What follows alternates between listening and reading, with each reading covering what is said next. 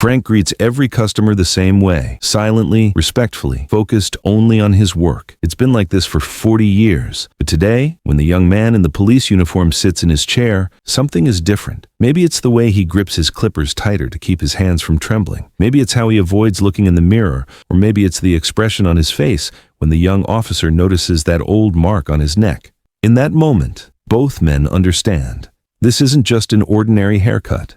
Welcome to Beneath Words Stories. Before we begin this powerful tale of silence, service, and recognition, tell me in the comments which city you're watching from today. And if you believe stories like this deserve to be heard, hit that subscribe button. These stories matter. The barbershop sat on the corner of Maple and 3rd, squeezed between a hardware store and a diner that had seen better days. Its red, white, and blue pole spun lazily in the afternoon sun, the paint chipped but still proud. Inside, the black and white checkered floor showed decades of wear, and the leather chair, cracked but comfortable, had witnessed thousands of conversations, confessions, and quiet moments. Frank Morrison had owned this shop for 40 years.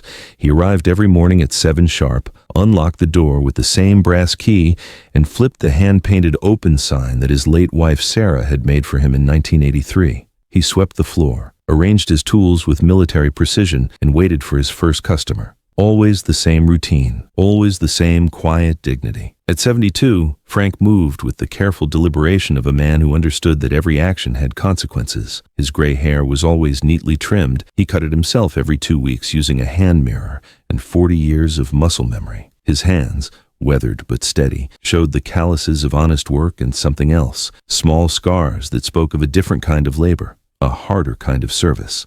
The neighborhood had changed around him. Young families moved in and out, businesses opened and closed, but Frank's barbershop remained constant, a landmark, a refuge. The old-timers still came to him. Bill Henderson every other Wednesday, Tom Garcia the first Saturday of each month, Pete Sullivan whenever his wife reminded him he was starting to look shaggy. But Frank never talked about himself, never shared stories, never complained or boasted or reminisced. He listened to his customers talk about their jobs, their kids, their dreams and disappointments, but he rarely offered more than a nod or a quiet, Some people thought he was shy.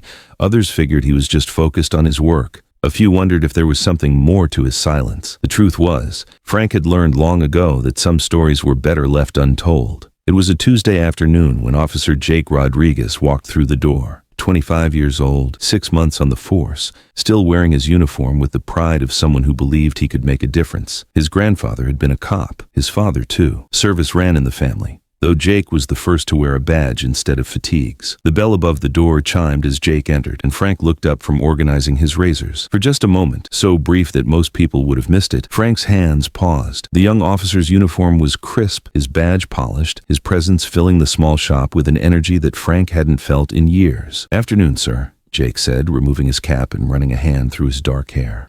"Looking for a trim if you got time." Frank nodded toward the chair. "Have a seat." Jake settled into the worn leather, the familiar creak of the chair mixing with the hum of the air conditioning and the distant sound of traffic. Frank draped the cape around his shoulders with practiced efficiency, his movements careful and professional. In the mirror, their eyes met briefly, the young officer's bright with ambition and purpose, the old barber's calm and unreadable. "How short?" Frank asked, his voice quiet but clear. "Clean it up but not too short. Department regulations, you know." Frank nodded and reached for his scissors. As he began working, Jake tried to make conversation the way customers always did. He talked about the weather, mentioned he was new to the neighborhood, asked if Frank had been cutting hair long. Frank responded with minimal politeness. "Yes, I see. Long time," but offered nothing more. As the haircut progressed, Jake found himself studying the old barber in the mirror. There was something about the way Frank moved, the precision of his cuts, the economical efficiency of every motion. It reminded Jake of something, though he couldn't quite place what. "You ever work anywhere else before this?" Jake asked. "Here and there," Frank replied, not looking up from his work. "Must have some interesting stories running a place like this for so long." Frank's scissors paused for just a heartbeat. "People talk. I listen." Jake sensed the gentle but firm boundary and fell quiet, watching Frank work. The old barber's hands were steady, his technique flawless.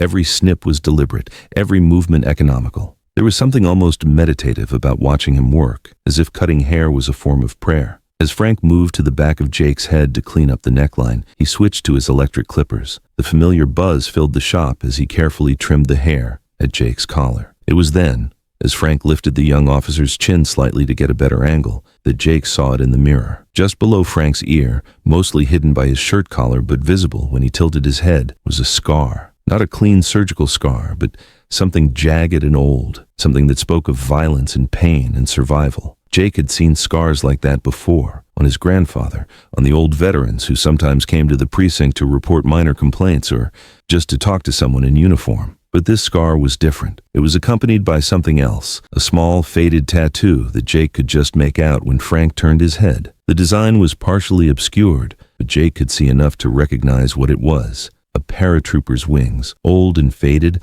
the kind that hadn't been in use for decades. Jake's breath caught slightly. He knew what those wings meant. His grandfather had shown him pictures, had explained the different insignia, the different units, the different wars. Those particular wings with that specific design were from Vietnam, elite airborne, the kind of unit that went places other soldiers couldn't go, did things other soldiers couldn't do. Frank noticed the change in Jake's breathing, saw in the mirror how the young officer's eyes had widened slightly. Their gazes met in the reflection, and for a moment, the air in the shop seemed to thicken with unspoken understanding. "You okay, son?" Frank asked quietly, still working with his clippers. Yeah. Jake swallowed hard. That's quite a scar you've got there." Frank's hand stilled for a moment. In 40 years of cutting hair, dozens of people had noticed the scar. Most were polite enough not to mention it. A few had asked casual questions, but something in Jake's voice was different. There was recognition there, understanding. "Old injury," Frank said simply, continuing his work. "From the service?" Frank didn't answer right away. He finished the trim along Jake's neckline, set down his clippers, and reached for a soft brush to dust away the loose hair. In the mirror, Jake could see the old barber considering his response, weighing his words with the same care he used to measure his cuts. "Long time ago," Frank said finally. Jake nodded slowly. "My grandfather was 173rd Airborne, Vietnam." Frank's hands paused again, this time for longer. He looked at Jake in the mirror, really looked at him, as if seeing him clearly for the first time. "Good outfit," Frank said quietly. "Good men." He used to tell me stories about the jumps, the missions, said the hardest part wasn't the fighting. It was coming home and learning how to be quiet about it. Frank reached for a warm towel, pressing it gently against the back of Jake's neck to soothe any irritation from the clippers. His movements were gentle, almost paternal. "Smart man, your grandfather. He passed last year, cancer."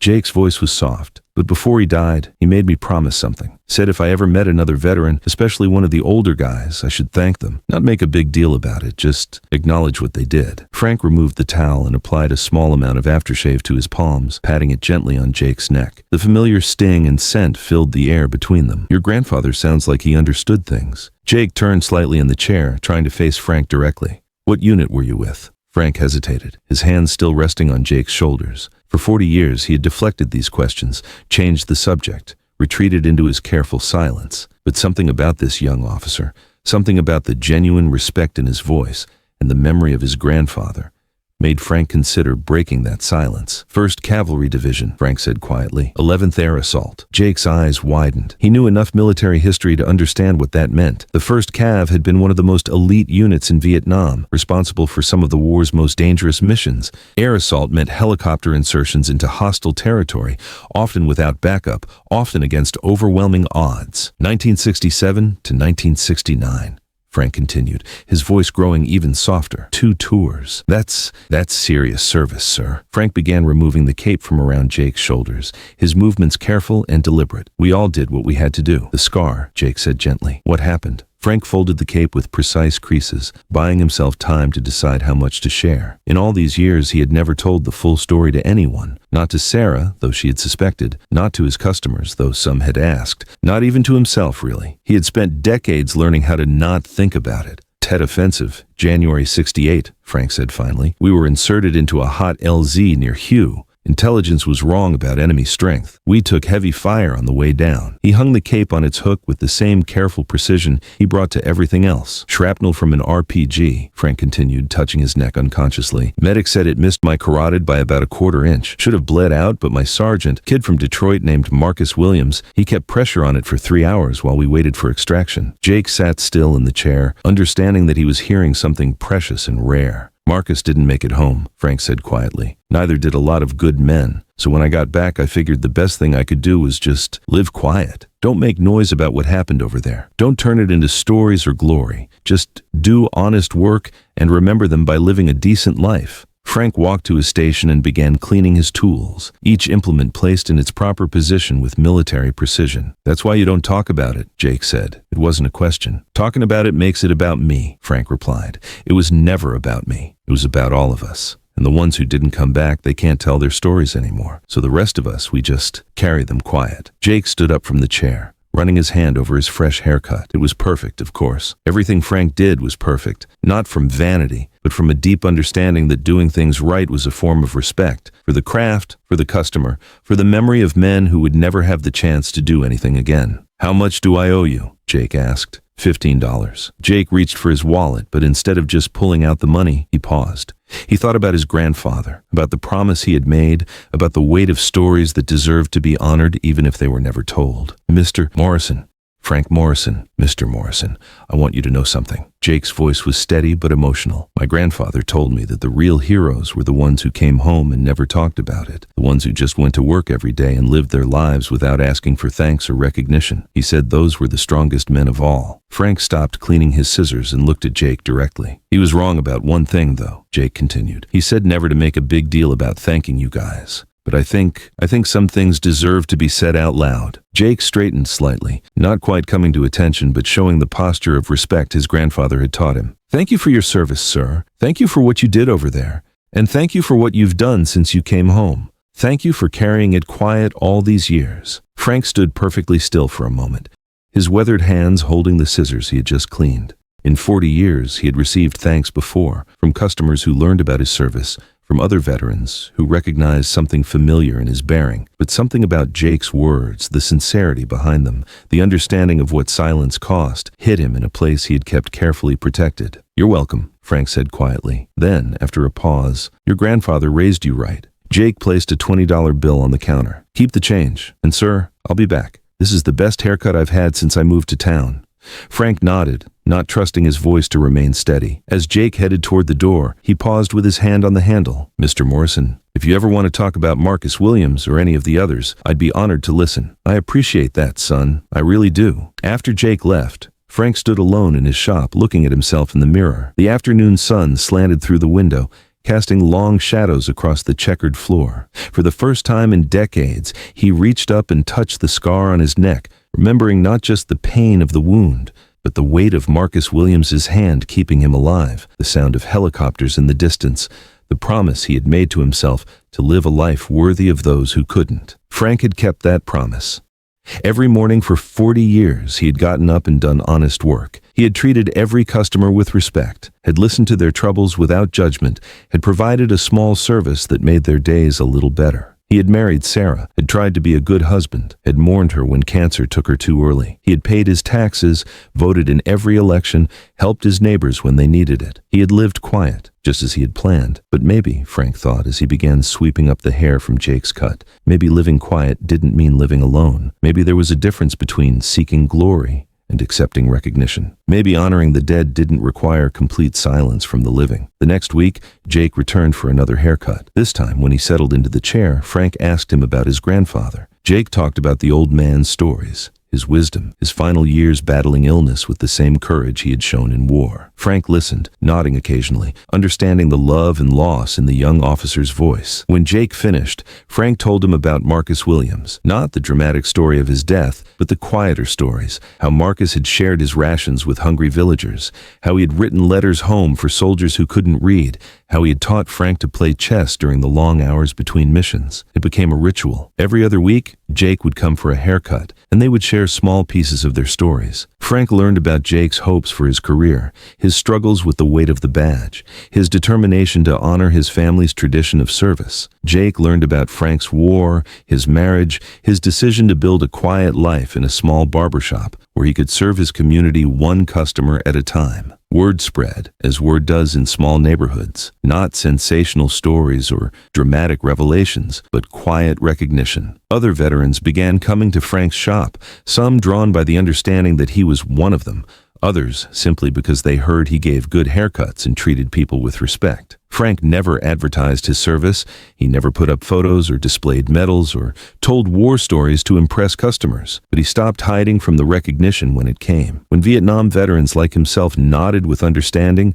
he nodded back. When younger soldiers thanked him for his service, he accepted their gratitude with grace. When Jake brought his police academy classmates around, Frank treated them with the same quiet dignity he showed everyone, but he let them see the pride he felt in their choice to serve. The barbershop remained the same checkered floor, the same worn chair, the same careful routine. But something had shifted in the way Frank carried himself. The silence was still there, but it was no longer the silence of hiding. It was the silence of a man who understood that strength came not from speaking loudly about your actions, but from letting your actions speak for themselves. Frank continued to cut hair with the same precision, continued to listen to his customers with the same attention, continued to live the quiet life he had chosen. But now, when young officers like Jake sat in his chair, he understood that his silence could be broken without being betrayed, that honoring the dead didn't require hiding from the living, that carrying memories quiet didn't mean carrying them alone. On quiet afternoons, when the shop was empty and the sunlight painted everything golden,